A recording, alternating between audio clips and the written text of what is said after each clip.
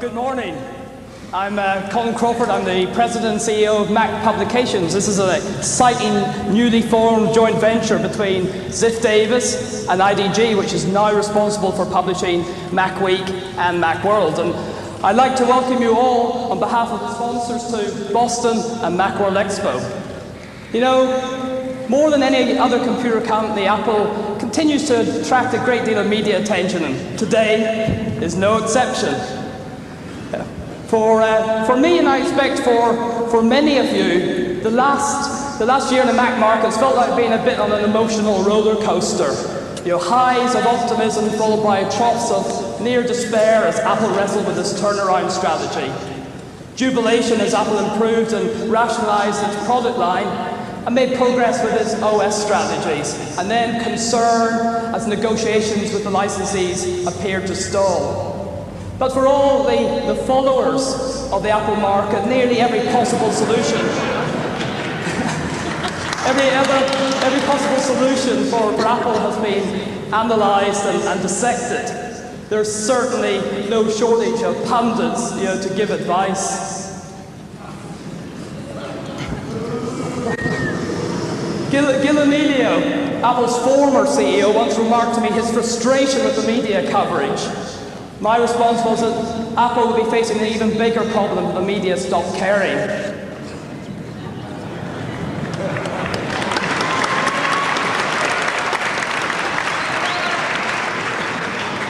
Despite all the issues and problems of the past couple of years, the passion and loyalty remain. People want the Apple Macintosh market to be successful and return to a state of sustained profitability and growth.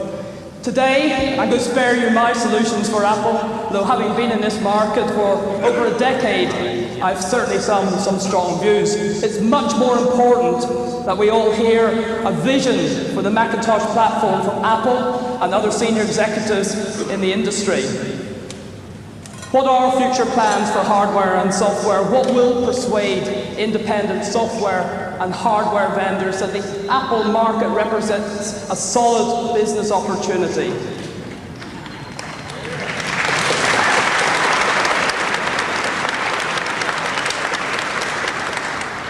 I want to leave Macworld Expo at the end of the week with evidence that the Macintosh platform is still one of the most exciting segments of the computer industry.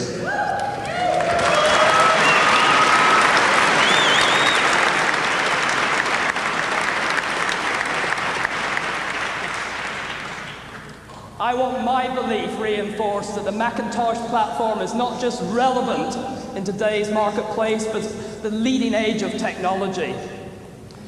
And to start us off in the right direction is an individual who really needs little introduction.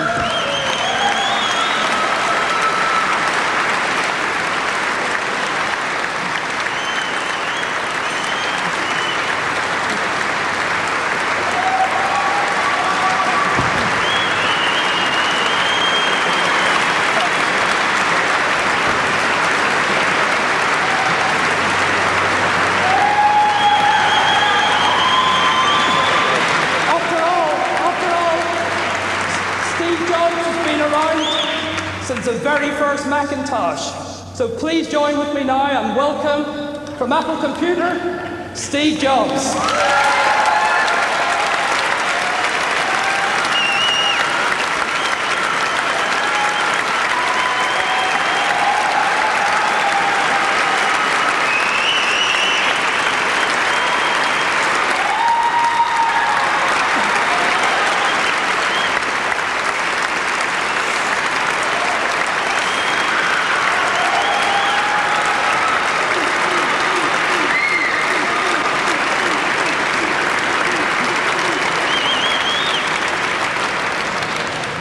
Thank you very much for that warm welcome.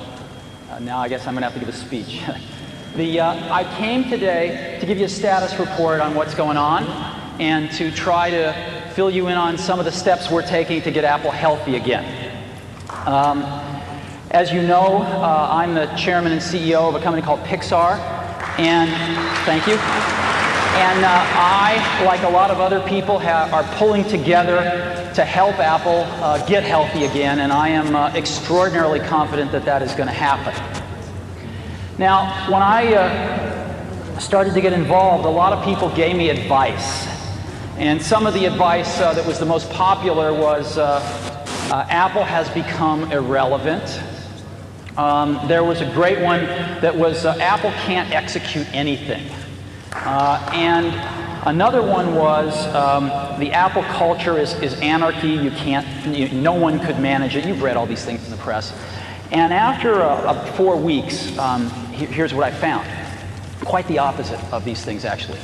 Apple's not relevant as it used to be everywhere, but in some incredibly important market segments, it's extraordinarily relevant.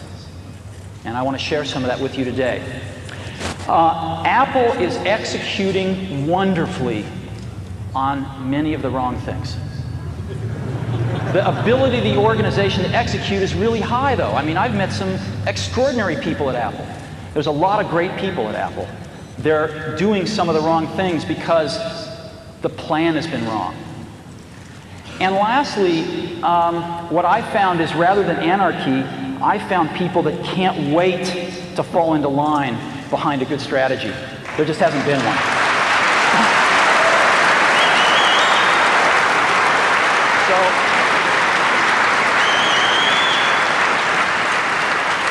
What I see is the makings of a very healthy company with some extraordinarily talented people who are still just as passionate and committed to the dream of computing as they ever were, that need to come together and get a great plan and then start to execute it, and that's exactly what's been happening over the last 4 weeks. Now, what's the fundamental problem? I think the fundamental problem is a little more subtle, but I think this is a symptom, but in a nutshell, excuse me. In a nutshell, that's it.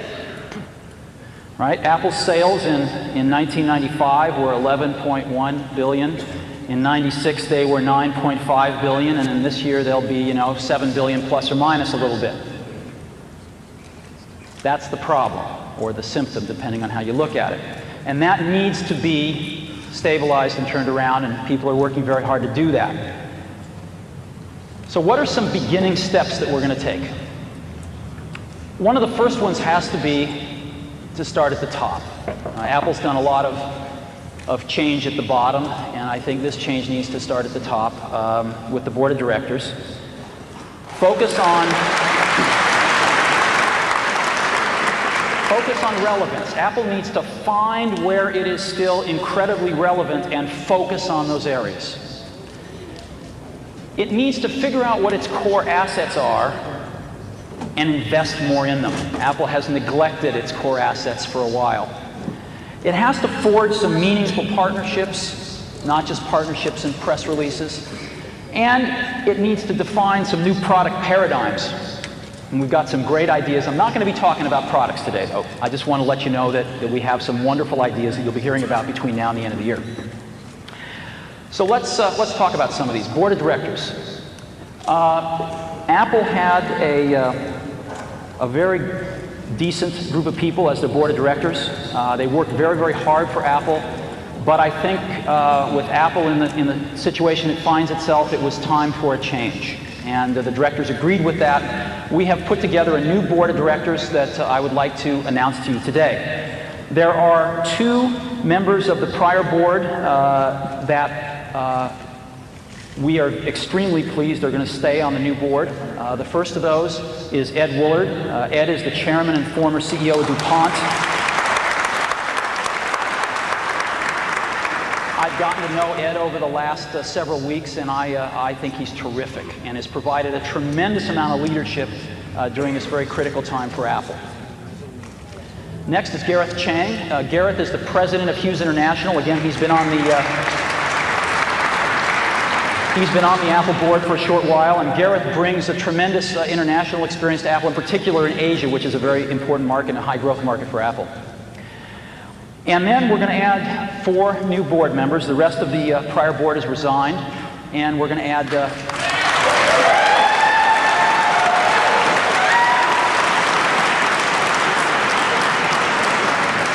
4 new board members to carry the company forward. The first is Larry Ellison, CEO of Oracle.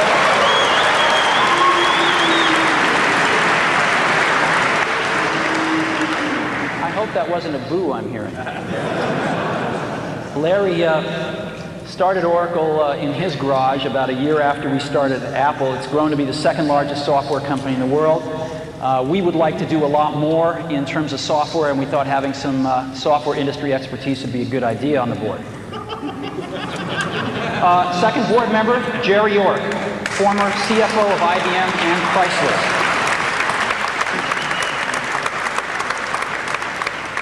Jerry did a lot of the turnaround work at Chrysler and IBM and is extremely well known and respected in the financial community for his work. The third new board member is Bill Campbell, CEO of Intuit.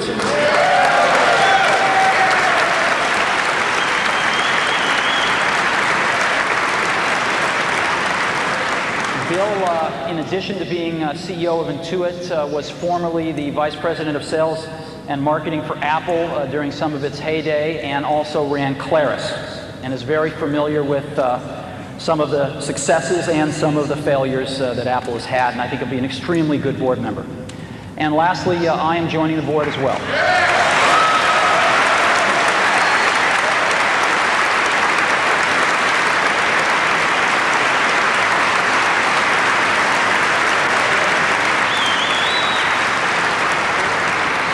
I'd like to just take a moment and thank the outgoing board members. I think it has not been an easy job to be a board member of Apple over the last few years, and these are very decent people, and they've been trying very hard to do the right thing for the company.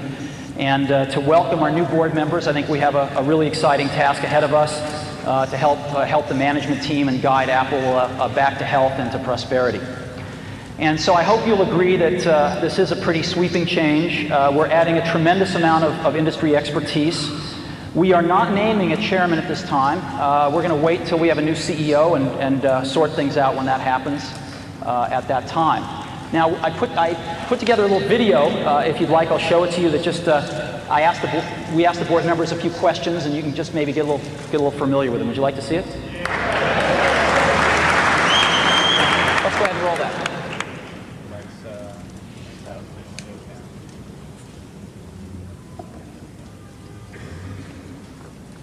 The old board has been associated with the past, and the past has been failure. A new board brings hope. The new group of people on the Apple board are all computer insiders. We've all been in the computer industry. Everyone knows that the computer industry changes at the speed of light. Now we have people who clearly can help us articulate and understand where the niches are, where Apple can compete and successfully win. So a lot of times we try to focus on ourselves, re-engineer ourselves internally, and we forgot sometimes who pays the bills. It's the customer out there pays the bills. You know, one of the things that bothered me years ago was when they raised prices. I thought that was it made me think that Apple didn't understand the outside world. I think Apple needs to worry less about competing with Microsoft and worry more about doing things that are different. That's back to innovation. It's back to creativity. It's back to vision. No one's really going to believe Apple can be successful until we get the revenues and the costs back in line, and that means we got to start growing the revenues again. Companies have to look at everything they're doing and determine, what are core competencies, what are the core parts of the business. In a sense, Apple is trying to do too many different things. We need to focus on a handful of things and do them really, really well. Well, I was on the Citicorp board in 1991. The price of the stock was $9 a share, and there was many negative articles being written about Citicorp was going bankrupt. The price today is $130. Mainly because we did the fundamental things that were necessary to focus on the customer and focus on having a highly successful business. At Chrysler, we had to take nearly $4 billion out of the cost structure to get Chrysler fully competitive, particularly with the Japanese. I've seen this at DuPont, I've seen it at IBM, I've seen it at Citicorp. The success starts to generate additional success. Well, the confidence has to start with a clear vision. What are we trying to accomplish? What are we trying to do? You take that vision down to a strategy. People have to look at it and say, yes, they can do that. When a company lacks the energy, you can't do anything to the company. So I think with Steve and the new board members, first thing we need to do is inject tremendous amount of new energy, new thoughts. Apple has very strong positions in two market segments. First, education, and secondly, creative content. What other computer system has 20 to 25 million loyal, enthusiastic, committed users? Just building on that base, recapturing their dedication and strength because we're bringing out great products. Whenever you have a strong position in a market segment, you can capitalize on that.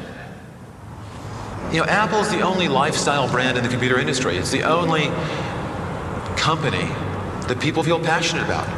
You know, my company, Oracle, it's a huge company. IBM's a huge company. Microsoft's a huge company. But no one has incredible emotions associated with our companies. Only Apple is really a lifestyle brand. And companies can spend billions of dollars to build a brand. Apple does not have to do that. It's already been done. The important thing is to build products that are wonderful and, or as Steve would say, insanely great. And it's time to start building insanely great products. The biggest thing you can do is go out and buy a Mac. Do I use a Mac? Absolutely, I use a Mac. I have 3 of them in my home. I've been using a Mac since 1984, and I'm not about to stop. I probably own every single machine that Apple had ever produced, and I can tell you, no one can change me in terms of personally what machine I will use. It's gotta be a Mac.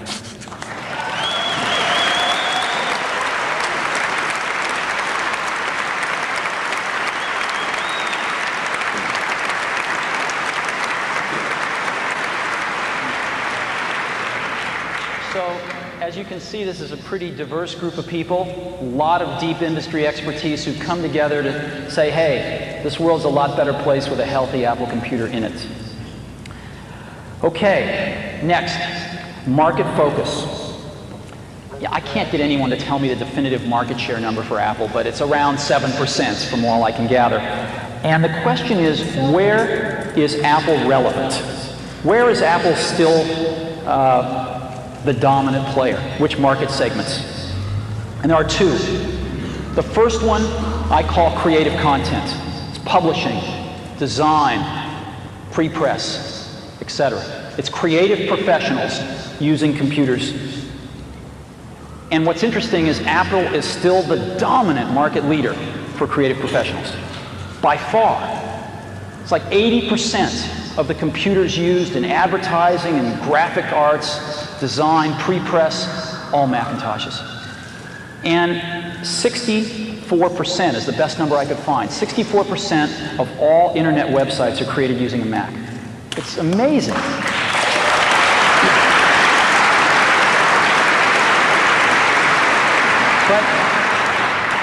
But we haven't been doing a good enough job here. As an example, there's something like 10 to 15% of Mac sales which can be traced directly back to people using Adobe Photoshop as their power app, right? When was the last time you saw Adobe and Apple co-marketing Photoshop? You know, when was the last time we went to Adobe and said, how do we make a computer that'll run Photoshop faster? These things haven't been as cohesive as they should have been, and I think we're going to start proactively focusing much more on how we do these things.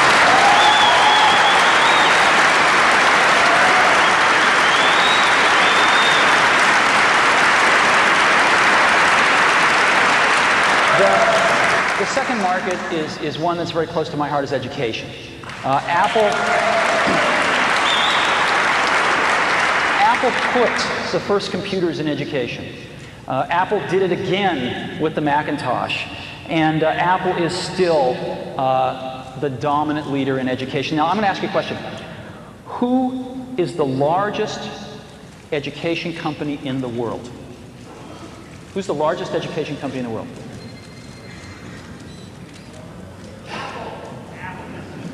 Yeah, the answer is Apple.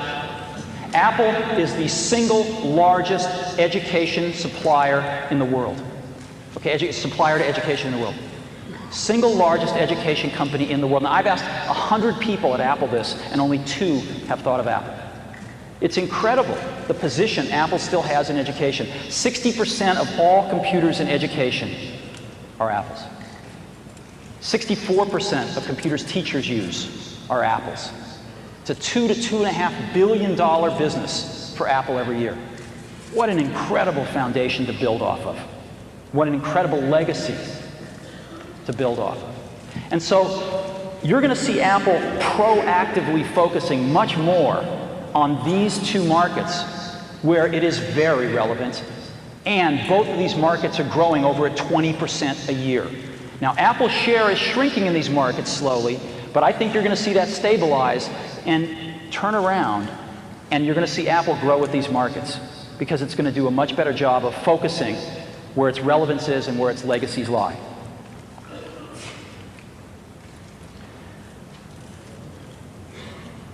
Next, core assets.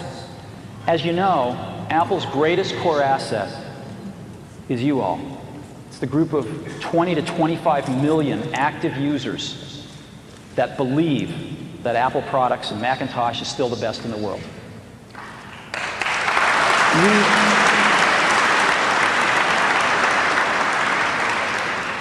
I don't think we've been doing a good enough job taking care of you. Have you called I've called the support lines myself. I've gotten very acquainted with the hold signal. And so I think we're going to see some changes there soon. And I apologize for anything in the past.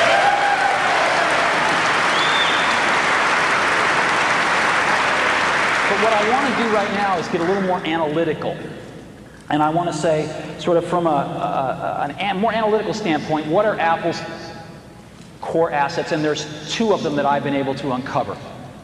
The first one is the brand itself, and the second is the Mac OS. Now, the brand, if you asked, what are the 5 greatest brands in the world? If you went out and you asked professionals this question, I think Nike would be on everybody's list, Coca-Cola would be on everybody's list, Disney would be on everybody's list, and Apple would be on everybody's list. We have one of the world's greatest brands, and we haven't paid much attention to it in the last several years, and I think you're going to see that start to change. And now I want to focus on the Mac OS.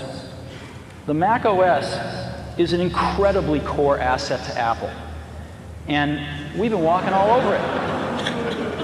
Most people think that we're about to abandon the Mac OS. Most people think that, Macintosh OS 8, which we just released, was codenamed Tempo, as you know, right? So we just released Tempo. Most people think our next release next year, which is codenamed Allegro, will come out, but then our next release will be Requiem. And it's crazy. It's absolutely crazy. The Mac OS is still the best thing in the world. It is still the best thing in the world. There are over 20 million active users. The number's a little closer to 25 million. There are thousands of developers, and there's $1.5 billion software industry built around this thing. This is one of the core assets of the company. And we are going to invest a lot more in it because we think it is an incredible asset and it has yet to really be fully exploited. Apple is about the Mac OS. We're going to be doing other things because we're creative people. But at the core, Apple is about the Mac OS, and all of the fears that I've heard of people that we're abandoning it are absolutely not true. Our latest release, Mac OS 8, I've got some really good news for you. We released this thing 2 weeks ago, and we have already sold 1.2 million copies.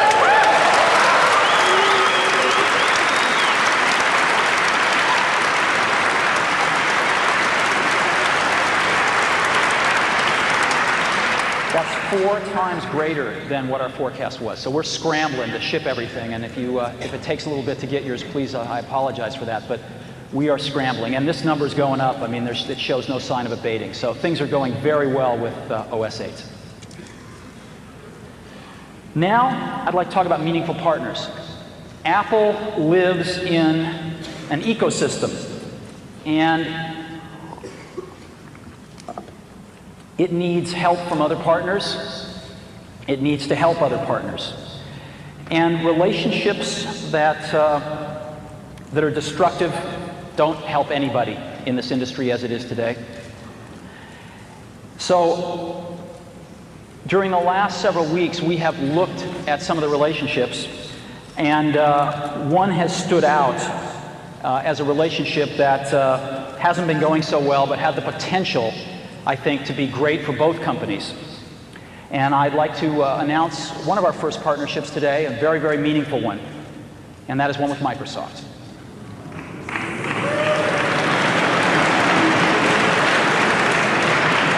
I'd like to take you through this. The discussions actually began because there were some patent disputes. And rather than, I know, rather than repeating history, I'm extremely proud of both companies that they have resolved these differences in a very, very professional way. And this has led, I think, to an overall relationship that we're announcing today that's got several parts to it, and we're extremely excited about. First part of it is a patent settlement and cross-license. The two companies have reached a full cross-license for all patents that exist and for patents that are filed within the next 5 years, and it has been a very serious patent settlement. The second part of this is Microsoft is committing to release Microsoft Office on Macintosh for the next 5 years.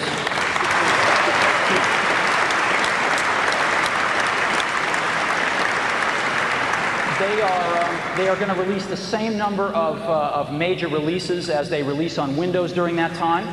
Their first release is they're going to target to have it out near the end of the year. It might slip a few months into next year, but they're working real hard on it, and it looks very, very good. Next, we have taken a look at browsers out there, and Apple has decided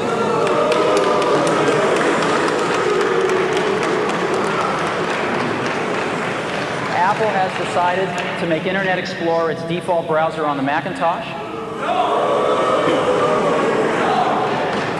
Since we believe in choice,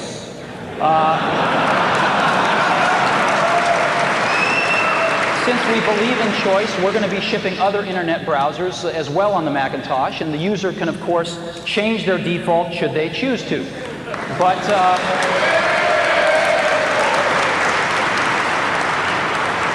we believe that Internet Explorer is a really good browser, and we think it's going to make a fine default browser.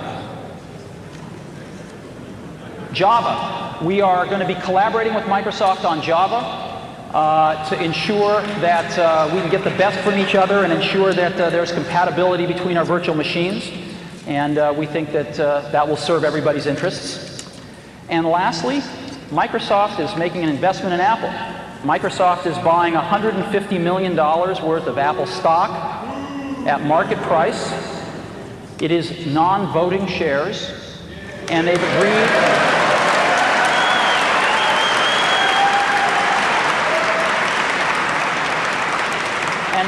not to sell them for at least 3 years. So what this means is that Microsoft is going to be part of the game with us as we restore this company back to health, have a vested interest in that stock price going up.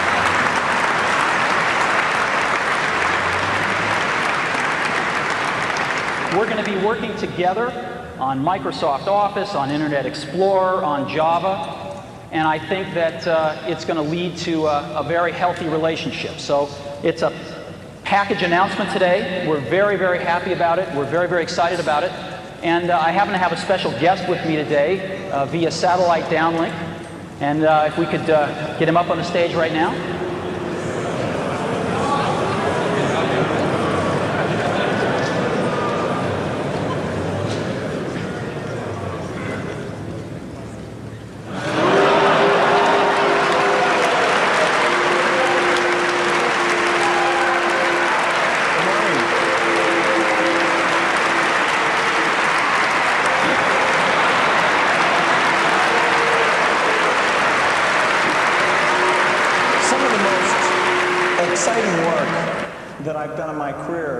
Has been the work that I've done with Steve on the Macintosh, whether it's the first introduction or doing products like Mac Excel.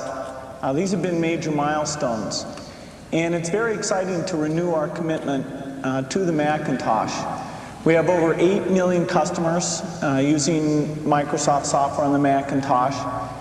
We make it very easy for people to use Macintosh to take their documents and work with all kinds of machines. We're very excited about the new release we're building. This is called Mac Office 98. We do expect to get it out by the end of this year. And we've got some real exciting features. It's a product that's going to require no setup. It's going to be an easy transition from people in the past. And I think it's going to really set a new benchmark for doing a good job with performance and exploiting unique Mac features. In many ways, it's more advanced than what we've done on the Windows platform. We're also excited about Internet Explorer. And we've got a very dedicated team that's down in California that works on that product. And the code is really specially developed for the Macintosh. It's not just a port of what we've done in the Windows environment. And so we're pleased to be supporting Apple. We think Apple makes a huge contribution to the computer industry. We think it's going to be a lot of fun helping out, and we look forward to the feedback from all of you as we move forward doing more Macintosh software. Thanks.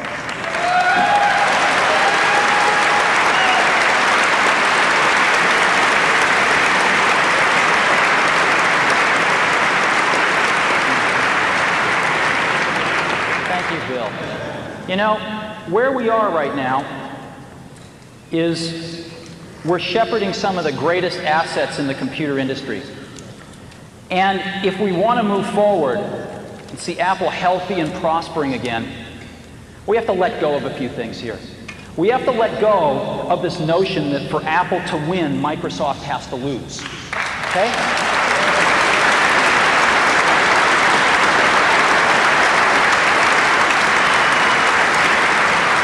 We have to embrace a notion that for Apple to win, Apple has to do a really good job. And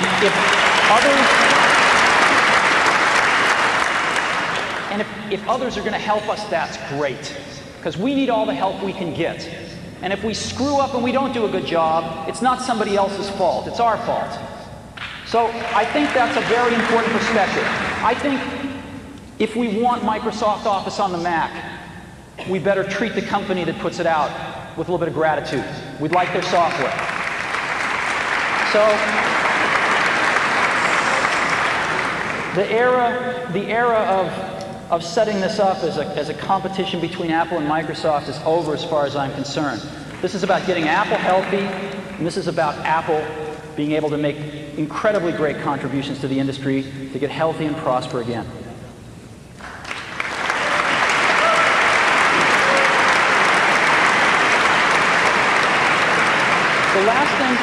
The last perspective I'd like to leave with you on this is, you know, sometimes points of view can really make you look at things differently. When you hear a new point of view, like for me, when I was looking at the statistics, and it hit me that Apple is the largest education company in the world.